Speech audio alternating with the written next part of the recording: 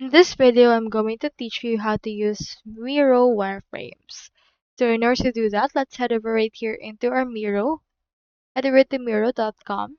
Then after that, enter right here your work email. And from in there, proceed to sign up. You can also use your Gmail account for this case. So since I already have an account, let me proceed to click on this login right here in order to log into mine. Now I have in here this particular board. In order to use Miro for wireframing, you can utilize AI.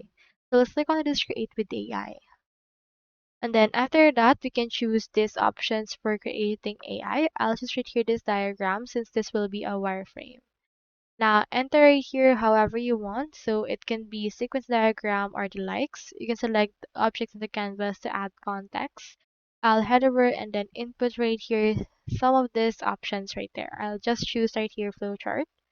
And then for this case, let's input right here response for this particular one. Let's input website wireframing.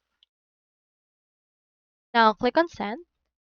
And then after that, the AI will generate a particular wireframe for our canvas. We can see it right here.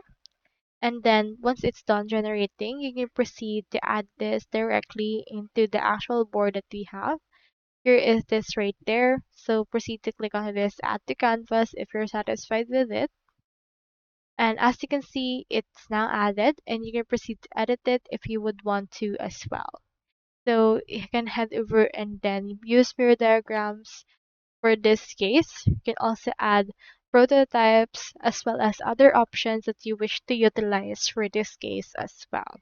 So you can proceed to share it and then have it integrated as a wireframe for your site if you would want.